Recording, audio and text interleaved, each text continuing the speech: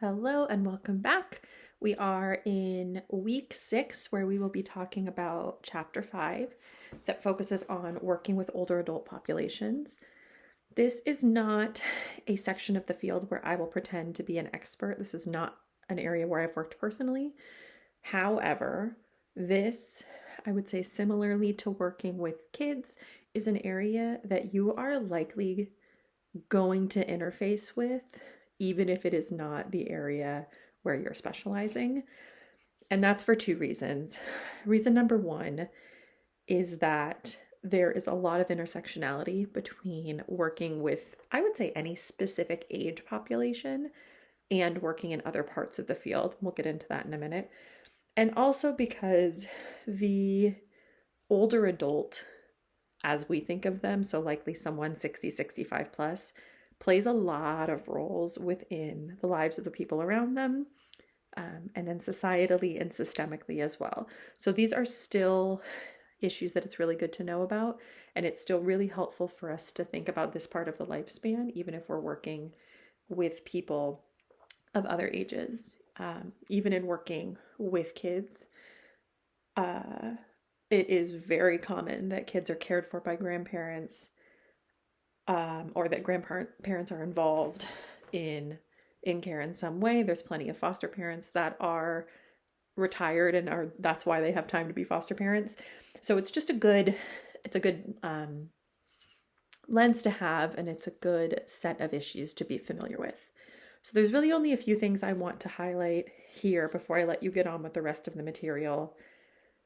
And I'll start with the reminder that this is a population that is growing. The number of older adults, again, we're thinking 60, 65 plus, in the United States has grown significantly, as it talks about in the textbook, and likely will continue to grow because we are at the point where we are living longer and there are going to be more people needing these kinds of services.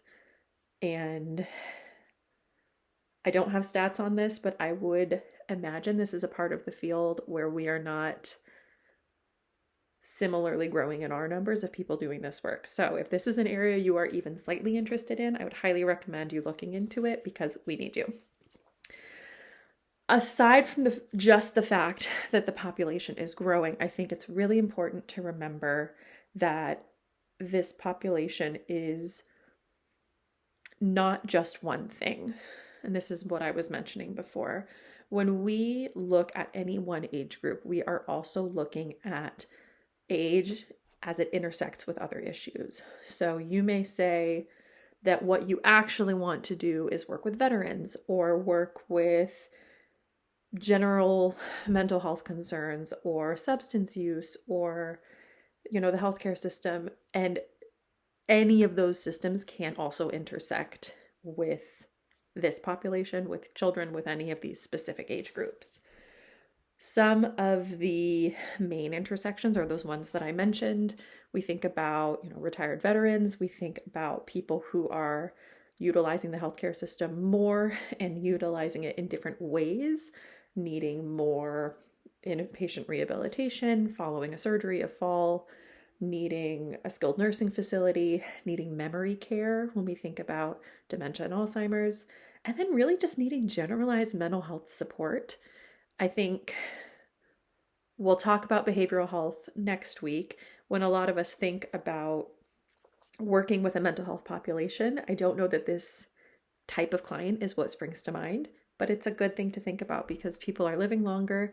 They've lived a long time. They've had a lot happen to them, and it stands to reason that they are going to need support navigating that transition and navigating what life has handed them so far.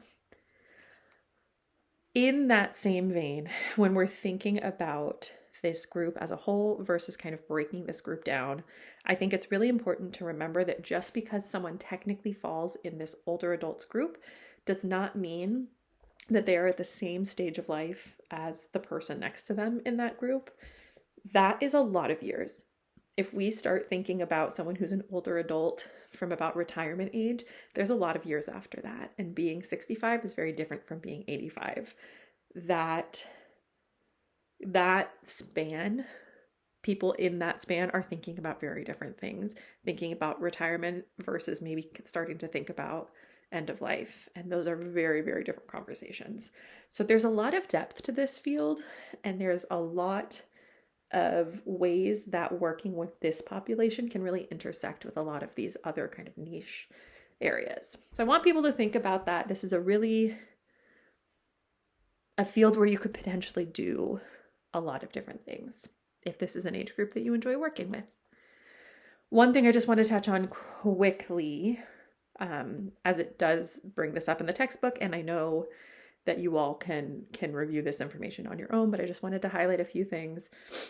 We did talk about child protective services when we were talking about working with kids and families. So I do want to highlight adult protective services, or APS, as that is a system that you are bound to work with if you are working with older adults or adults with any sort of delays or other vulnerabilities, really of any age over the age of 18. This is a system that you should know about. My personal experiences working with APS are much more limited, but I have found that the reality of working with CPS versus working with APS is very different. So a couple key things to remember, and I'm pulling these straight from the APS website, the government website, is that when we're thinking about a vulnerable adult, so the types of adults that this agency would serve, we're thinking about people age 60 and older who can care for themselves, or we're talking about someone who is under a guardianship or a conservatorship. And I will try to include some information about what that is. I don't want to take a bunch of your time talking about it. It's basically when one adult has another adult kind of legally speaking for them. So these could be people who are really medically compromised and are not able to make their own care decisions, their own money decisions. These could be people with developmental delays, intellectual delays, things like that. And then we're also talking about people who are admitted to facilities. So we're thinking about skilled nursing facilities, memory care facilities, things like that.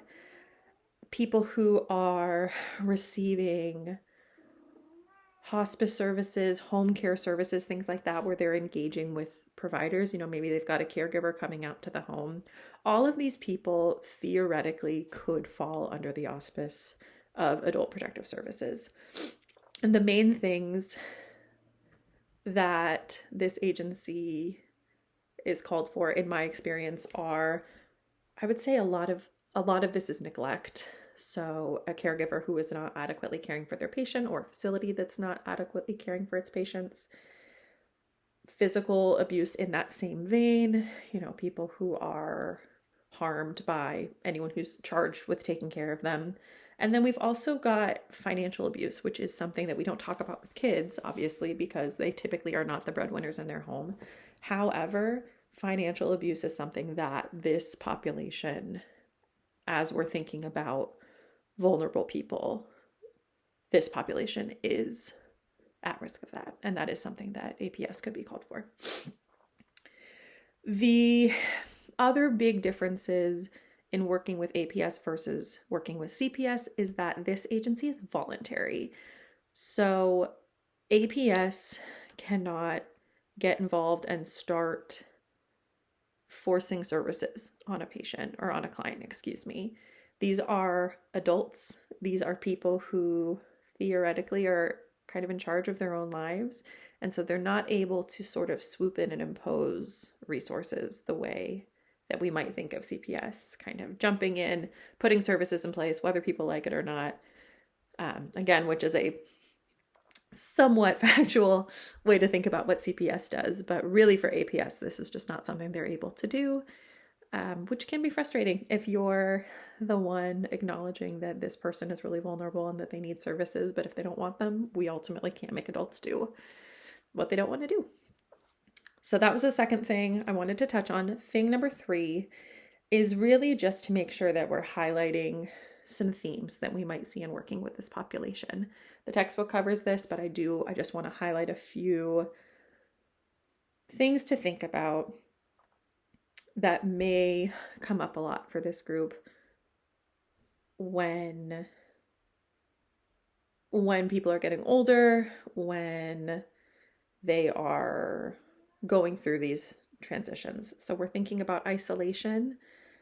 You know, people might be leaving a job that they've worked in for 20, 30 years. They might have adult children who don't live near them anymore. They might have friends who are starting to pass away, things like that, and feeling further and further isolated. Finances can be really challenging. I'm going to try to include a video that I recently watched that goes into the increase that we're seeing in older adults holding down jobs later and later into life, and sort of why we're seeing that. We have things like physical vulnerability, you know, bodies age alongside with us and can't take some of the things that we are able to manage earlier in life. Feelings of invisibility. When we think about the workforce, when we think about sort of the visible world, a lot of the people that we see, or a large proportion of the people that we see, are kind of in this middle age bracket, whereas we really don't see as many older adults in the workforce, in Hollywood, on social media, all these places where we're seeing people and interacting with what other people's lives look like. Those are not spaces that are dominated by people in this age bracket. Finding meaning and finding purpose in a life after, again, children have left the house, maybe we're not working anymore, and really redefining what it means to be a person and part of society, part of the systems that you've inhabited your entire life. And then in that same vein, what is a person's role in their family and community as they get older? I think for some people, for some groups, this can be really positive. As you get older, you become an elder in your community, you might find a full new sense of purpose. You might really, you know, come into your own as an elder in your community. However, for people who are already more isolated, this can be another sense of loss, another area where it's hard to make meaning and it's hard to figure out how you connect with the rest of the world. So those are just a couple of concerns. I think people will come up with their own as we're reading through the material and as we're reviewing everything. And I look forward to hearing in the discussion board what you all think are some other concerns that we might interact with when working with this population. And as always, I will let you get on with the material.